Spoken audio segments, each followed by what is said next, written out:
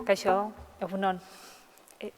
Ni Olatz Irulegi naiz eta ikasgaia hau Josemi Rikorekin batera ematen dut.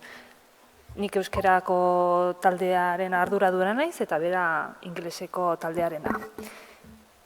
Hemen irudian ikusten ditugun bi poster hauek dira egiten dugun lanaren emaitza. Egiten dugun emaitza erakusketa baten bidez azaltzen dugu jendeak ere ikusteko zer den egiten dena.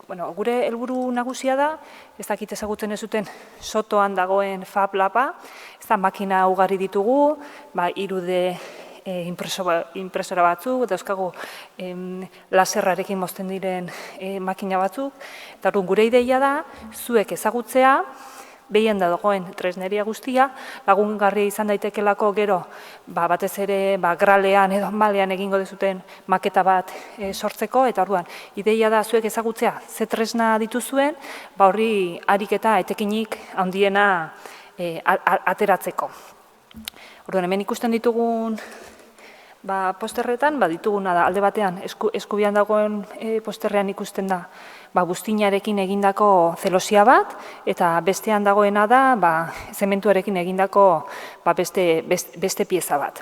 Orduan, egiten duguna da ikasgaian, diseinatzen da taldean, pieza bat, kasuan kasu aldatzen joaten gera, normalean izaten daulako pieza nahiko simple bat, fatxadaren zati bat izan daitekena, zelosia edo antzeko zerbait, eta fabrikazio guzti egiten dugu. Horretarako lehenengo gauza garrantzitsua dena da, ezagutzea zein den eskura ditugun tresnak, ondo ulertu, eta gero diseinatutako hori sortzea.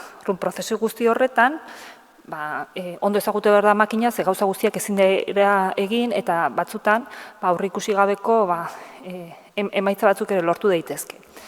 Hone dauka, zerikusia gero lanean kanpoan egin daiteken lan batzuekin, eraikuntza 3 eta 4, laugarren mailan industriarekin erlazioa sustatzen dugu, eta hau izango litzateke aurrengo pauso bat bezala.